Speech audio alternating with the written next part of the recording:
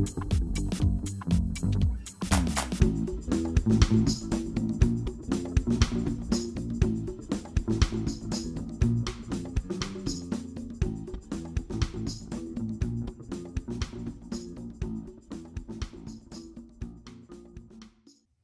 and salutations. Welcome to another episode of The Emerging Composer. Today, we're going to be looking at Chapter 4 out of 5. And this lesson today is going to be about how chords like to move. This is really interesting, and it's really necessary. It'll give you an idea of, when you're reading a piece of music, what chords you might expect to come next. And it'll also help you understand why pop music is so popular. You know, that's where the word pop comes from, right? Popular. The reason it's popular is because the audience feels comfortable with the way chords are changing from one to the other. So once you understand how chords change, and pay attention, the 5 chord, that's really important. Once you understand that, oh my goodness, the world opens up. So let's get a little business taken care of, and then we will jump right into this lesson. I can send you the workbook that goes with all 5 of these podcast episodes in this series for $12. All you have to do is email me and say, hey, I'd like that workbook. And I'll say, hey, here's my PayPal information. And you'll say, hey, let me email you, or let me send that $12 to your PayPal account. And I'll say, hey, I'll email this thing to you as soon as I get that money in the PayPal account. If you're watching an audio-only version of this podcast, then you'll really want this workbook, because it's a pretty visually intensive podcast. And if you're just listening to it without having the benefit of watching it, like on this YouTube video, then you're going to want the workbook. All right? All that nonsense aside, let's jump into our lesson. Chapter 4, how chords like to move. Now, take a look at this diagram, this picture. You see the 1, 4, and 5 on the left, and smaller numbers, Roman numerals, on the right. If you think about these 3 major chords as the heads of 3 musical mafioso families, then you see that the 1 chord family consists of the 3 and the 6 in addition to the 1 chord. The 4 chord family contains the 2 and the 6 chord. And the 5 chord family contains the 5 and the 7 chord. Now, what's really cool about this is that the 1 chord family can go to any other chord in any other family. The 4 chord family can go to any other chord in any other family. But you notice that the 5 chord has this big black arrow. It only goes to the 1 chord. It desperately wants to go to the 1 chord. In fact, in every key, the 5 chord of that key is the only chord that really pushes you anywhere. The other chords are kind of ambivalent. They could go you could go anywhere you want from any of those chords, but the 5 chord says go back to 1. So we call this chord the dominant chord because it's the only chord that gives direction. I believe that's why we call it the dominant chord of that key. So if you want to see what a 5 chord can do, just play a song, and when you get to that song's 5 chord, just stop. Just all of a sudden stop. There's a musical molecule in your body somewhere that's saying, oh, please don't stop here. Go to 1. Finish it. It's the dominant. It gives direction. It dominates the key. Now, I've got a song here, Power in the Blood. I've got my little ukulele out.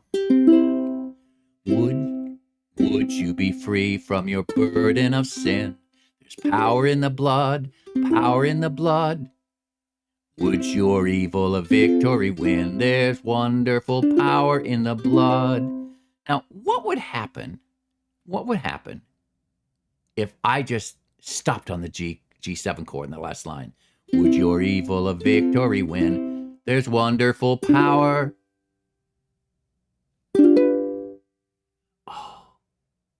Admit it. You really want to hear. You really, really, really, really want to hear G7 to C. You see how that G7 pushes you to the C chord. There is power, power, wonder-working power in the blood. G7 wants to go to C of the Lamb. There is power, power, wonder-working power in the precious blood of the Lamb. Now, remember I said the 5 chord is a traffic cop. It dominates. It's a dominator. Well, it pushes you to the 1 chord, right? Well, this characteristic of the dominant 7 chord makes it a really useful musical tool. For example, you can use this characteristic to change keys in a song. All right, here's a song, a gospel tune, When the Roll is Called Up Yonder. When the roll is called up yonder, when the roll is called up yonder, when the roll is called up yonder, when the roll is called up yonder, I'll be there. Now you can see here, the 5 chord in the key of C, G, pushes you to C. Called up yonder, when the roll is called up yonder. But now, let's pretend we want to go from the key of C to the key of D. What to do? What to do? Well, to accomplish this, we end the song in C. The roll is called up yonder, I'll be there. And after that final C chord, we're going to play an A major chord because A major is the 5 chord in the new key of D. The roll is called up yonder, I'll be there.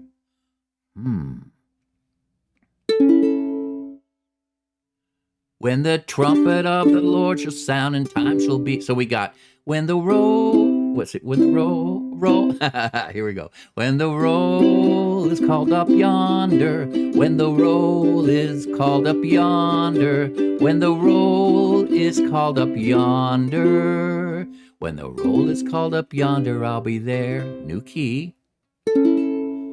When the trumpet of the Lord shall sound and time shall be no more. See how that works?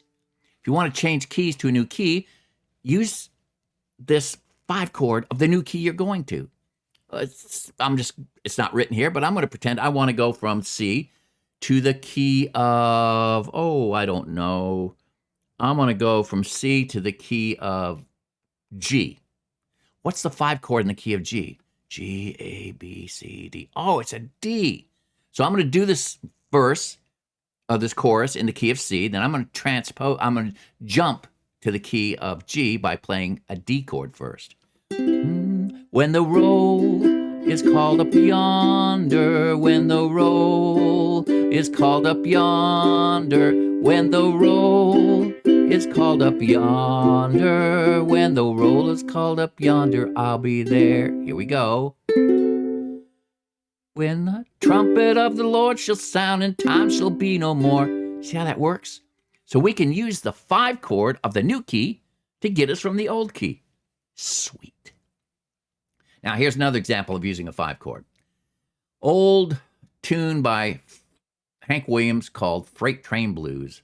It's in the key of C. Everything is as we've discussed, the G7 preceding the C, etc., etc., etc. You can see it here. But wait a minute, look at the chorus. There's a D7 chord. There's no D7 in the key of C. What he's doing is he's preceding the G7 chord with its 5 chord.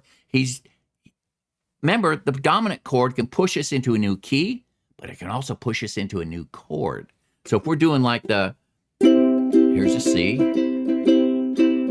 D7. Yeah, D7 to G7, how cool that sounded.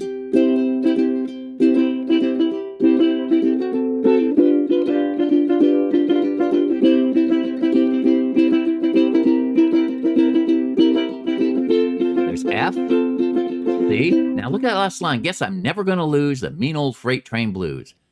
Well, he's preceding the C with its 5, a G7. He's preceding that G7 with its 5, a D7. Oh, he's taking it one more step further, that cad.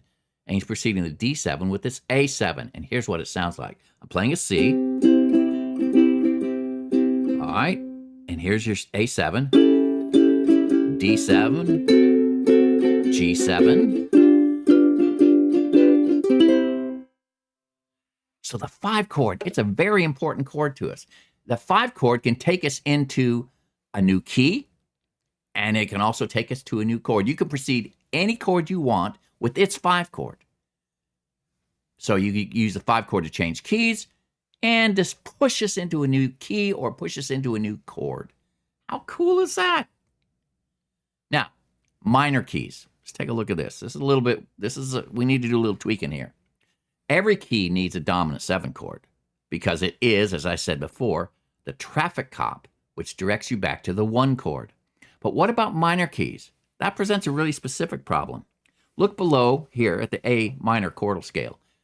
This scale uses the same key signature as C major, right? But it starts and stops on an A. And here are the chords in the A minor scale from the key of C. We have A minor, B diminished, C, D minor, E minor, F, G, A minor. Look at the 5 chord here. That's an E minor. Here, E minor to A minor. It doesn't really, you can do it, but the E minor doesn't push you to that A minor, does it? So our solution is, let's take this ambiguous E minor chord and replace it, turn it into a major chord. In fact, we'll turn it into an E7 chord. So instead of going,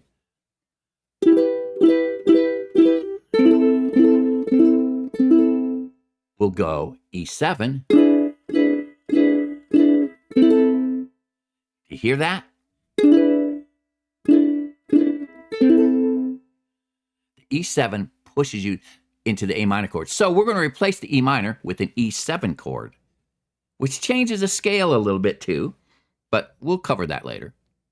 But how can we tell if a song's in the key of C or A minor? If the song's in A minor, there'll be an E7, not an E minor. Somewhere in the song, you'll find an E7. If the song starts in A minor, but there's no E7 and all you see is an E minor, well, you're really in the key of C. The dominant chord points you to whatever the 1 chord is. So here's the first verse to Poor Wayfaring Stranger, as played by Johnny Cash in the key of A minor. Listen how it uses the E7 to get us back to the A minor. E7 is the 5 of A minor. I'm just a poor wayfaring stranger, traveling through this world below. There is no sickness, no toil nor danger in that bright land to which I go. I'm going there to see my mother. Get ready. I'm going there, no more to roam. I'm just going over Jordan. I'm just going over home. Now listen what that chorus would sound like if I used an E minor instead. I'm going there to see my mother. I'm going there, no more to roam. Oh, I just don't like that. No, we need the E7. I'm just going over Jordan. I'm just going over home. See how the E7 just pushes us to the A minor chord? Pretty cool, isn't it?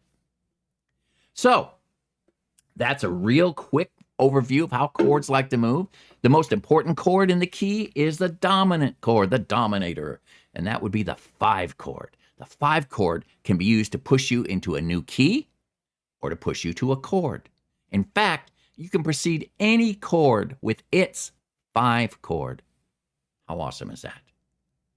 All right, there's more we can say about that, but I want to cover that a little bit right here.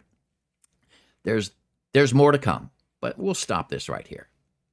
Next up, we're just going to review. We're going to take a pause for the cause, and we're going to review what we've talked about. There's going to be some worksheets, quizzes if you want to call them that, and some charts you can fill out.